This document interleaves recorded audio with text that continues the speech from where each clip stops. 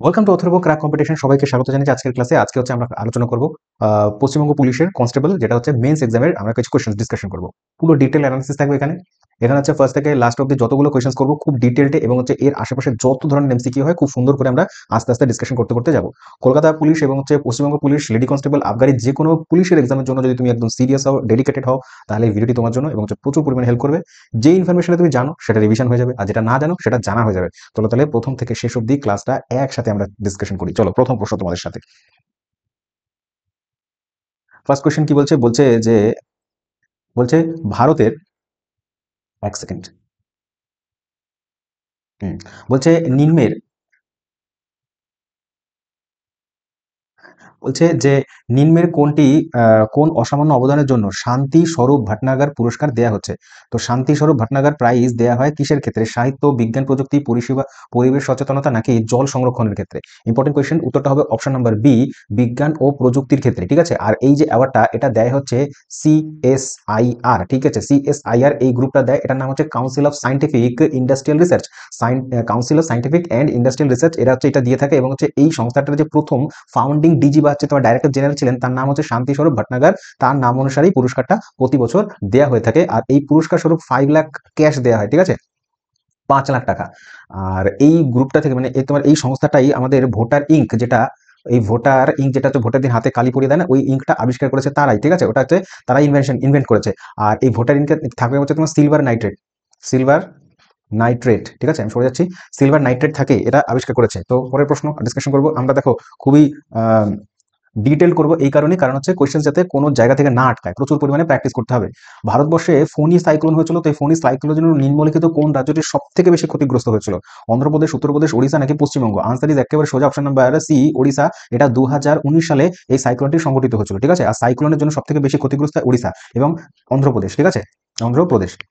পরবর্তী প্রশ্ন বলছে, ভারতবর্ষে কোন রাজ্য সম্প্রতি হনুমানকে ক্ষতিগ্রস্ত বা ভার্মিন বলে ঘোষণা করে দিয়েছে? নিম্নলিখিত কোন রাজ্যটি হনুমানকে ক্ষতিগ্রস্ত বা ক্ষতিকর পশু বলে দাবি করেছে? উত্তরটা হয়ে যাবে Karnataka, Himachal Pradesh, Kerala, Rajasthan. Answer is option number B, Himachal প্রদেশের সরকার এটা ঘোষণা করেছে। তার কারণ কি করে হনুমান প্রচুর পরিমাণে জমিতে ঢুকে গিয়ে ফসল নষ্ট করে দিত সেই রাজ্যের, সেই কারণে। ঠিক আছে, আচ্ছা, হিমাচল প্রদেশের রাজধানী কি জানি আমরা? রাজধানী হচ্ছে তোমার সিমলা। রাজধানী হচ্ছে সিমলা, হিমাচল প্রদেশের রাজধানী। ঠিক আছে, আর কি মনে রাখবে, কর্ণাটকের রাজধানী হচ্ছে তোমার বেঙ্গালুরু। বেঙ্গালুরু, বেঙ্গালুরু মনে রাখবে। আর বেঙ্গালুরুকেই বলা হয় হচ্ছে তোমার সায়েন্স সিটি, তারপর হচ্ছে তোমার গ্রিন সিটি, হ্যাঁ, এগুলো আর কি, স্পেস সিটি এগুলো বলা হয়। তার কারণ হচ্ছে বেঙ্গালুরুতে অবস্থিত ইসরোর হেডকোয়ার্টার। ইসরো, ইসরো কত সালে স্থাপিত হচ্ছে? 1969-এ। ঠিক আছে, 1969-এ স্থাপিত হচ্ছে ইসরো। ওকে, আর কি মনে রাখবো এখান থেকে? মনে রাখবো হচ্ছে যে যে যে কেরালার ক্যাপিটাল তিরুবনন্তপুরম। ওকে, কেরালার ক্যাপিটাল হচ্ছে তিরুবনন্তপুরম। আর ভারতবর্ষের একমাত্র ক্যাপিটাল যেটা হচ্ছে তোমার একদম ইকুয়েটারের সব থেকে কাছে রয়েছে। ঠিক আছে, ইকুয়েটারের কাছে রয়েছে তিরুবনন্তপুরম। ঠিক আছে, আর এই তিরুবনন্তপুরমে হচ্ছে বিক্রম সারাভাই স্পেস সেন্টার অবস্থিত। কি নাম বললাম? বিক্রম সরাভাই স্পেস সেন্টার রয়েছে হচ্ছে এই তিরুবনন্তপুরমের কাছে। একটা জায়গা রয়েছে, নাম হচ্ছে থুম্বা। থুম্বা এখানে রয়েছে, আর এই জায়গাতে অবস্থিত থুম্বা ইকুয়েটরের রকেট লঞ্চিং স্টেশন। ঠিক আছে, রাজস্থানের ক্যাপিটাল হচ্ছে জয়পুর, আমরা প্রত্যেকে জানি। আর জয়পুর কিন্তু পিঙ্ক সিটিও বলা হয়, এবং হচ্ছে জয়পুরকে সিটি অফ প্যালেস বলা হয়, কলকাতার মতন। ঠিক আছে, তো সিটি অফ প্যালেস কলকাতা যদি অপশন না থাকে তাহলে 100% জয়পুরই হবে আনসার। কি বললাম? City of palace. আর জয়পুরকে স্থাপন করেছে হচ্ছে সাওয়াই রাজা জয় সিং, সাওয়াই রাজা জয় সিংহ টু। ঠিক আছে, জয়সিং টু, সবাই রাজা জয়সিং টু, এটা হচ্ছে তোমার জয়পুর সিটির ফাউন্ডার। জয়পুর সিটি কিন্তু একটা ইউনেস্কো ওয়ার্ল্ড হেরিটেজ সাইটও বটে। ঠিক আছে, ইউনেস্কো ওয়ার্ল্ড হেরিটেজ সাইট কিন্তু জয়পুর সিটি, এবং আহমেদাবাদও কিন্তু ইউনেস্কো ওয়ার্ল্ড হেরিটেজের মধ্যে পড়ে। তো এত ইনফরমেশন একটা কোশ্চেন পিছু। বলছে খারিফ শস্য নয় কোনটা? নিম্নলিখিত খারিফ শস্য নয়, গম, আলু, শসা, পাট কোনটা? পাট। আনসার হচ্ছে অপশন নাম্বার ডি, পাট হচ্ছে খারিফ শস্য নয়। তার কারণ খারিফ শস্য মানে হচ্ছে তোমার জুন ও জুলাই। জুন জুলাইয়ে কাটা হয়, আর এটা তোমার বপন করা হয়, আর কাটা হয় হচ্ছে তোমার ওই সেপ্টেম্বর অক্টোবর মাস নাগাদ। ঠিক আছে, তার মানে এটাকে হচ্ছে বর্ষাকালে বপন করা হয়, বর্ষার শেষের দিকে হচ্ছে এটাকে তোমার তুলে ফেলা হয়। ঠিক আছে, তো পাট হচ্ছে খারিফ শস্যের আনসার। গম এবং আলু এটা হচ্ছে তোমার রবি শস্য। রবি শস্য এই সময় বপন করা হবে, এবং তোমার গরমের আসার আগে আগে ওই এপ্রিল টেপ্রিল, মার্চ এপ্রিল নাগাদ এটাকে তুলে ফেলা হবে, সেগুলোকে বলা হয় তোমার রবি শস্য। আর শশা হচ্ছে জাইদ।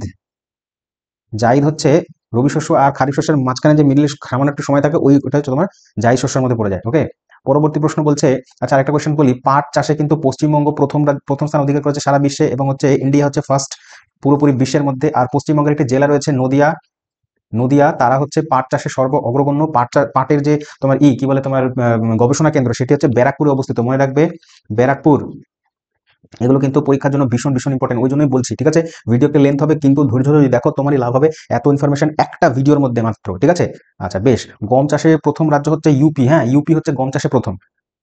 পরবর্তী প্রশ্ন বলছে সিন্ধু সভ্যতার নিম্নের কোন ধাতুটি মেটাল ব্যবহার ছিল না, মানে কোন ধাতুর ব্যবহার করতো না, কারা করতো না, না সিন্ধু সভ্যতার নাগরিকরা তারা করতো না। তামা, ব্রোঞ্জ, রূপা নাকি হচ্ছে লোহা। আমরা সবাই জানি লোহা তারা ব্যবহার জানতো না, লোহার ব্যবহার জানতো না, তার মানে তামার ব্যবহার, ব্রোঞ্জের ব্যবহার, রূপার ব্যবহার জানতো, এবং হচ্ছে সোনা ও সোনার ব্যবহার জানতো, সেই জন্যই তো তারা সোনার অলংকার, রূপর অলংকার এগুলো অলংকার হিসেবে ব্যবহার করতো, ঠিক আছে। তার মানে তামা ও ব্রোঞ্জের ব্যবহার জানতো বলেই সেই যুগটাকে তাম্র ও ব্রোঞ্জ যুগ বলা হয়, তাম্র ব্রোঞ্জ যুগ নামে আখ্যায়িত করা হয়েছে এই কারণে। তারা লোহার ব্যবহার জানতো না, তার মানে এই নয় যে তারা ধাতুর ব্যবহার জানতো না, ধাতুর ব্যবহার জানতো বলেই তো এই ব্যবহারগুলো করছে, এই ধাতুগুলো ব্যবহার করছে, এবং তামা ও ব্রোঞ্জ মিশিয়ে মিশ্র ধাতু ব্রোঞ্জ ব্যবহার তৈরি করছে। তার মানে তারা ধাতুবিদ্যা সম্পর্কে অবগত ছিল, ধাতু ধাতু বিদ্যা তারা ভালো মতন জানতো, ঠিক আছে, মনে থাকবে। চলো নেক্সট কোশ্চেন, ইম্পর্টেন্ট কোশ্চেন। বলছে যে কোন সংশোধনী অনুযায়ী ভোটারের বয়স, মানে ভোটাধিকার বয়স 21 থেকে কমিয়ে 18 করা হয়েছে। তুমি সংশোধনী নাম্বার বলো, ঠিক আছে। আমি সংশোধনী নাম্বার কেন ডিটেল বলবো, কিন্তু মনোযোগ দিয়ে শুনতে হবে। দেখো 42তম, 44তম, 61তম নাকি 73তম। Answer is option number C 61তম। অ্যামেন্ডমেন্ট সালটা ছিল 1989 সাল, 1989 কি করা হয়েছে, আগে ছিল 21 থেকে কমিয়ে 18 করা হয়েছে, ঠিক আছে। আচ্ছা বেশ ভালো কথা, 18 করা হলো, তাহলে বলো 42তমতে কি হয়েছে। 42তম হচ্ছে 1976 সাল, 1976 সালে অ্যামেন্ডমেন্ট করা, এটাকেই বলা হয় মিনি কনস্টিটিউশন। তার কারণ 42তম অ্যামেন্ডমেন্টের মধ্যে আমূল পরিবর্তনে অনেক কিছু অ্যাড করা হয়, ভারতবর্ষে চেঞ্জ করা হয়। এবং এই যে সেকুলার যে শব্দটা, এই সেকুলার শব্দটা এর মাধ্যমে, অ্যামেন্ডমেন্টের মাধ্যমে ঢোকানো হয়েছিল আমাদের সংবিধানের মধ্যে, ঠিক আছে। পরীক্ষা আবার কোশ্চেন আসে, প্রিয়াম্বেল মানে প্রস্তাবনা, প্রস্তাবনা কি আমাদের সংশোধিত হয়েছে, বলছো হ্যাঁ হয়েছে, একবার হয়েছে, আর এটা 42তম অ্যামেন্ডমেন্টের মাধ্যমেই হয়েছে, ঠিক আছে। আর 42তম অ্যামেন্ডমেন্টের মাধ্যমে যত যা খারাপ জিনিসগুলো ছিল সেটাকে চেঞ্জ করা হয়েছিল 48তম, এটা হচ্ছে 1978 সালে। 78 সালে এটাকে করা হয় যখন নাকি সরকার পরিবর্তন হয়ে যায়, প্রথম অকংগ্রেসীয় সরকার আসে, সেটা হচ্ছে মোরারজি দেশাই সরকার, নাম হচ্ছে জনতা দল। জনতা দল ক্ষমতায় আসে, প্রথম অকংগ্রেসীয় প্রাইম মিনিস্টার মোরারজি দেশাই, ঠিক আছে। নাম কি বললাম, মোরারজি দেশাই। আর মোরারজি দেশাই হচ্ছে একমাত্র ভারতীয় যিনি হচ্ছেন পাকিস্তানের সর্বোচ্চ পুরস্কার নিশানে পাকিস্তানও পেয়েছে, নিশানে পাকিস্তান, এবং ভারতের সর্বোচ্চ পুরস্কার ভারত রত্নও পেয়েছেন, ঠিক আছে, ভারত রত্ন। মনে রাখতে হবে, ঠিক আছে। আর কি মনে রাখবে এখান থেকে, এই যে 42তম অ্যামেন্ডমেন্টের মাধ্যমে 76 সালে এইখানে হচ্ছে তোমার ফান্ডামেন্টাল ডিউটি মানে মৌলিক কর্তব্য ইউএসএসআর এর মাধ্যমে থেকে ভারতবর্ষে যুক্ত করা হয়েছে, ঠিক আছে। আর এটা রয়েছে হচ্ছে পার্ট নাম্বার 4A আর আর্টিকেল নাম্বার 51A, ঠিক আছে।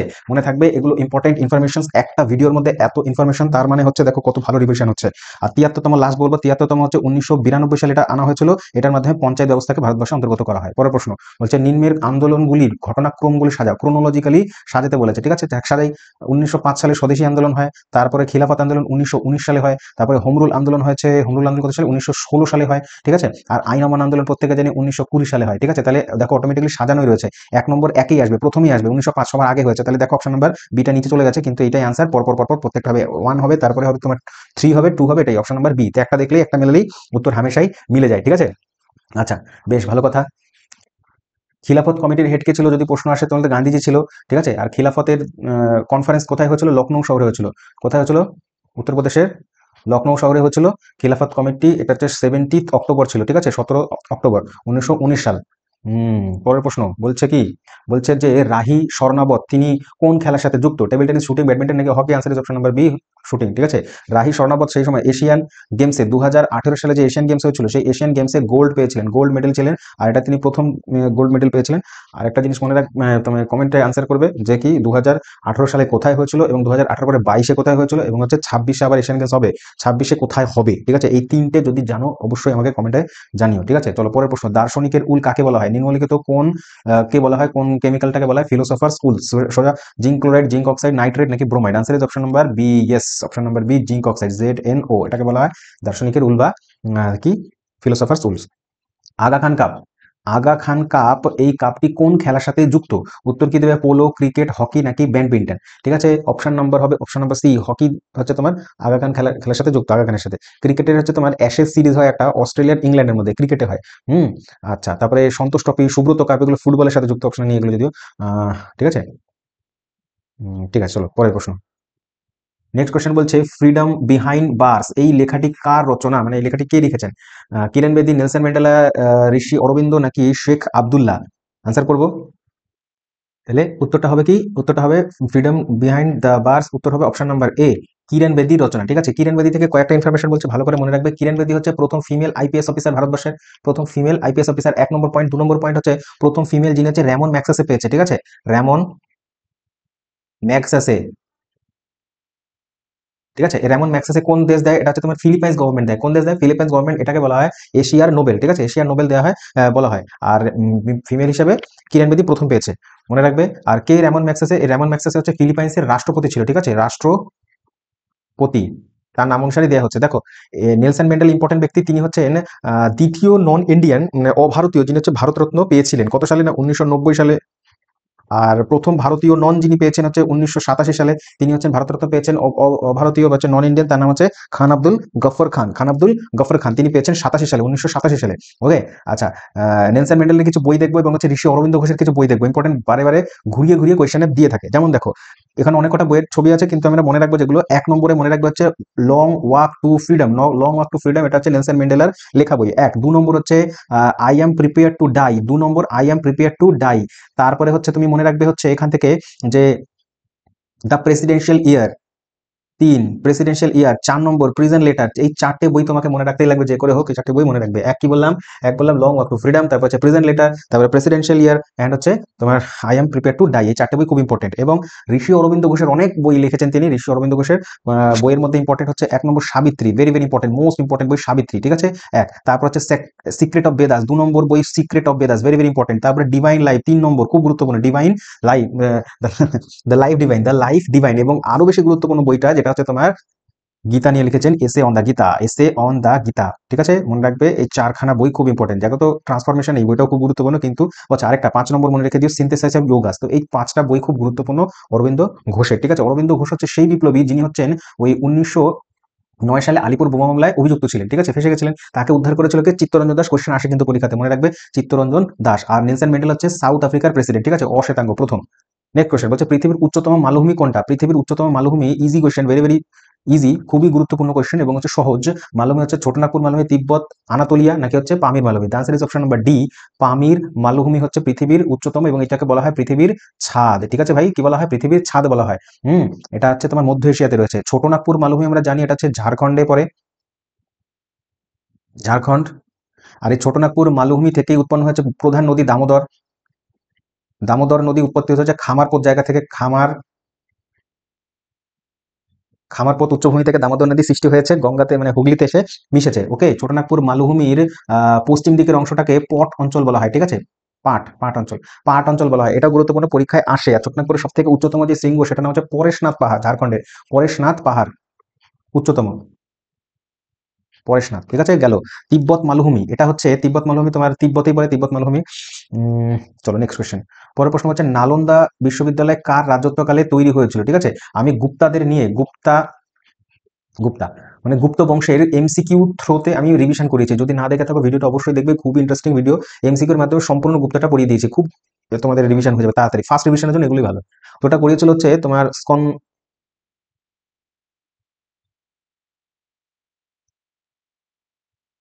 অপশন নাম্বার ডি, স্কন্দগুপ্ত, ঠিক আছে, অপশন নাম্বার ডি, স্কন্দগুপ্ত। আর এটাকে ভেঙেছিল কে? হ্যাঁ, ভেঙেছিল হচ্ছে 1204 খ্রিস্টাব্দে, যখন নাকি বিহার ও বাংলা আক্রমণ করতে এসেছিল বখতিয়ার খলজি, তিনি এটাকে ভেঙে দিয়েছিলেন নালন্দা বিশ্ববিদ্যালয়। ওকে, আচ্ছা, প্রথম চন্দ্রগুপ্ত, তিনি হচ্ছেন 319 এডি বা খ্রিস্টাব্দে প্রথম চন্দ্রগুপ্ত। প্রকৃত প্রতিষ্ঠাতা হচ্ছে গুপ্ত বংশের, এবং এই সময় তিনি গুপ্তাব্দ চালু করে, গুপ্তাব্দ। আর তার হচ্ছে যে একটা টাইটেল রয়েছে রাজাধিরাজ, ঠিক আছে, তার টাইটেল হচ্ছে চন্দ্রগুপ্তের রাজাধিরাজ। ওকে, স্কন্দগুপ্ত নিয়ে, স্কন্দগুপ্ত নয়, জানো তো, এটা তখনই হচ্ছিল, স্কন্দগুপ্ত নয়, Kumaragupta, option number B answer, Kumaragupta. Kumaragupta হচ্ছে তৈরি করেছেন, স্কন্দগুপ্ত নয়, ঠিক আছে, মনে থাকবে। নালন্দা বিশ্ববিদ্যালয়। পরের প্রশ্ন বলছে যে বিভিন্ন মৌলের এলিমেন্ট পরমাণুর অ্যাটম মানে পরমাণুর নিউট্রন সংখ্যা এক, কিন্তু প্রোটন সংখ্যা ভিন্ন হলে তাকে আমরা কি বলবো? বলছে কোনো পরমাণুর মধ্যে যদি আমরা নিউট্রন সংখ্যা এক হয় আর পরমাণুর প্রোটন সংখ্যা ভিন্ন হয়, তাকে আমরা আইসোটোপ বলবো, আইসোবার, আইসোটোন, নাকি আইসোমার? আইসোটোপ তো বলবো না, তাহলে কি বলবো? কি বলে? উত্তর হবে হচ্ছে আইসোটোন। আইসোটোন হচ্ছে তোমার উত্তর, ঠিক আছে। কিভাবে মনে রাখবো? আইসোটোপ, আইসোটোপ হচ্ছে তোমার প্রোটন সংখ্যা যদি সমান থাকে তাহলে হচ্ছে আইসোটোপ হয়, তাহলে proton number same, isotone, isotope, ঠিক আছে, প্রোটন আইসোটোপ, ঠিক আছে। আর যদি বলে আইসোটোন, সেটা হচ্ছে নিউট্রন। ওকে, আইসোটোনের সাথে নিউট্রন যাবে। পরবর্তী প্রশ্ন বলছে সূর্যের শক্তির প্রধান উৎস বা সোর্স কি? সূর্যের প্রধান শক্তির উৎস হচ্ছে হাইড্রোজেন আর nitrogen, helium chlorine, hydrogen helium লেখা আছে, নাইট্রোজেন আছে ক্লোরিন। বেসিক একটা কোয়েশ্চেন প্রত্যেক পরীক্ষাতে ঘুরিয়ে ফিরিয়ে দিয়ে থাকে, কিন্তু সোজা প্রশ্ন আমরা করে নেব। সূর্যের শক্তির উৎস হচ্ছে তোমার হাইড্রোজেন এন্ড হচ্ছে হিলিয়াম, হাইড্রোজেন হাইড্রোজেন মিলে হচ্ছে হিলিয়াম তৈরি করে, এই এটা ক্রমাগত হচ্ছে সূর্যের ভিতরে, ঠিক আছে? তো এইটাই আর কি, এই জন্যই হয়। আর এই প্রসেসটাকে বলা হয় নিউক্লিয়ার সংযোজন, ঠিক আছে, পরমাণুর সংযোজন, ঠিক আছে, যেটাকে ইংরেজিতে বলা হয় ফিউশন, ফিউশন হয়।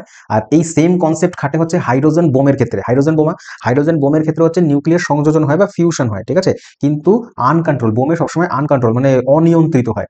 হাইড্রোজেন হচ্ছে তোমার মহাবিশ্বে প্রাপ্ত সব থেকে বেশি মাত্রায় পাওয়া যায় হচ্ছে হাইড্রোজেন, মহাবিশ্বে, পৃথিবীর বাইরে পুরো মন্ডলের মধ্যে মানে তোমার গ্যালাক্সির মধ্যে সব থেকে বেশি পাওয়া যায় হাইড্রোজেন। আর পৃথিবীতে হচ্ছে সব থেকে বেশি পাওয়া যায়, যদি বলে বায়ুমণ্ডলে তাহলে বলবো নাইট্রোজেন, ঠিক আছে, বায়ুমণ্ডলে সব থেকে বেশি নাইট্রোজেন। আর যদি বলি পৃথিবীতে আতকাষ্টে ভূপৃষ্ঠে পাওয়া যায় তাহলে হচ্ছে অক্সিজেন, অক্সিজেন ভূপৃষ্ঠের মধ্যে সব থেকে বেশি পাওয়া যায়, ঠিক আছে।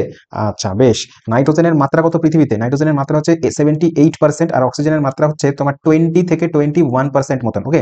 কার্বন ডাইঅক্সাইডের মাত্রা হচ্ছে 0.03%, ঠিক আছে, মনে রেখে দিও।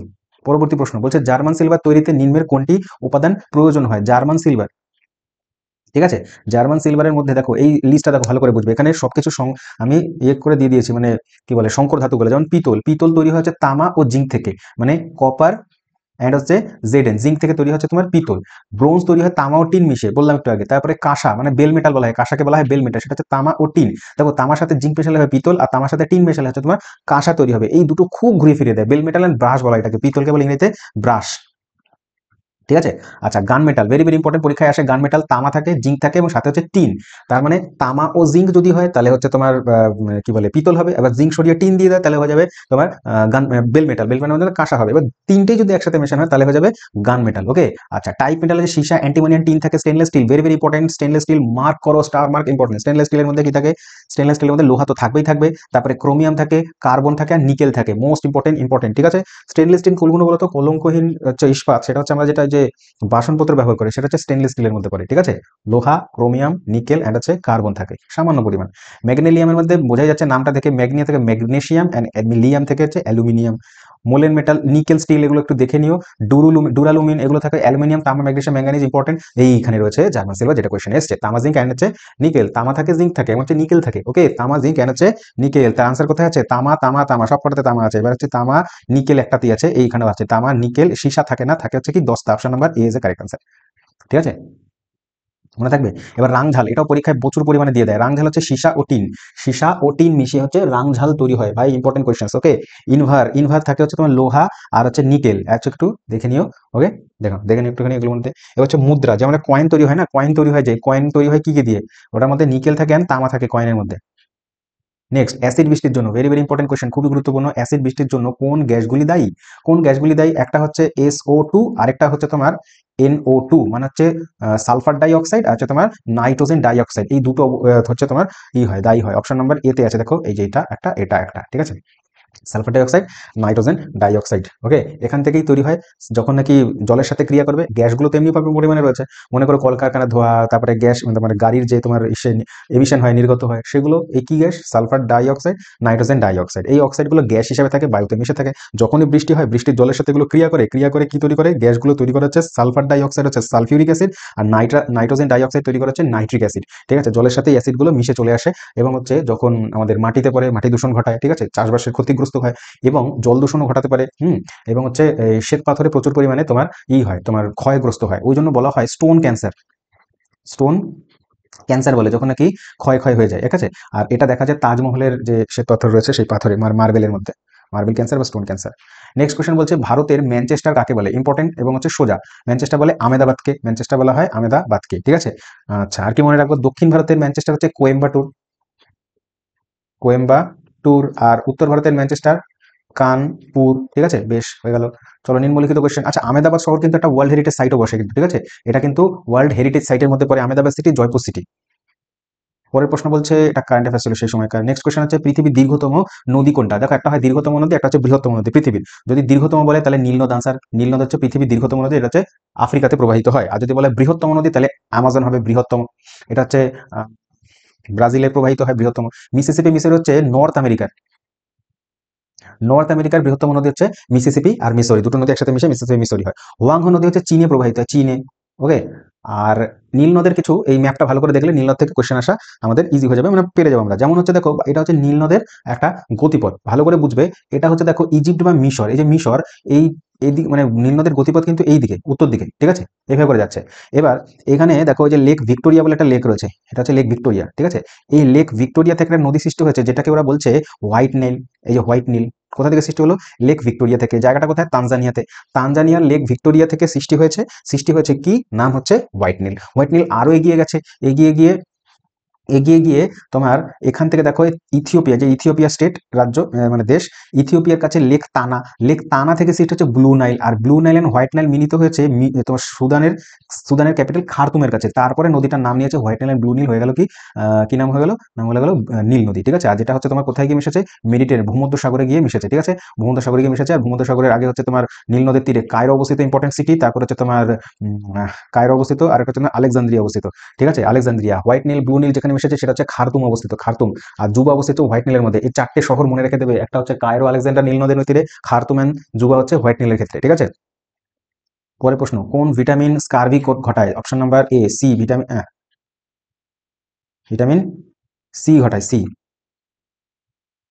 অপশন নাম্বার ডি তে আছে সি, ঠিক আছে। আর কিছু ভিটামিনের অভাবজনিত রোগ, যেমন এর অভাবে রাতকানা হয়, তারপরে বি1 এর অভাবে বেরি হয়, বি2 এর ফলে হচ্ছে তোমার বি2 এর ফলে কি গ্লাইসিটিস হয়, ঠিক আছে। বি3 এর ফলে প্লেগরা, বহুবার আসে পরীক্ষাতে। ওকে। বি7 এর পরে হচ্ছে তোমার ডার্মাটাইসে হয়, আর বি7 এর ফলে রক্তাল্পতাও হয়, ঠিক আছে। বি12 এর ফলে অ্যানিমিয়া হয়, আর বি6 এর হচ্ছে স্কারবি হয়, বিডি মানে তোমার ভিটামিন ডি এর ফলে তোমার রিকেট হয়, অস্টিওমেলেশিয়া, ঠিক আছে, অস্টিওমেলেশিয়ান রিকেট, হাড়ের রোগ। ওকে। আর ই এর জন্য বন্ধ্যাত্ব রোগ হয়, বহুবার আসে পরীক্ষায়, বন্ধ্যাত্ব রোগ, ঠিক আছে, বন্ধ্যাত্ব রোগ হয় এই তোমার ভিটামিন ই। আর কে করে হচ্ছে রক্তক্ষরণ বন্ধ হয় না, ঠিক আছে, রক্তক্ষরণ বন্ধ হয় না, তো এটা হচ্ছে। নেক্সট কোশ্চেন বলছে দক্ষিণ ভারতের গঙ্গা কাকে বলে? কি বলে? দক্ষিণ ভারতের গঙ্গা কাকে বলে? আনসার কি দেবো?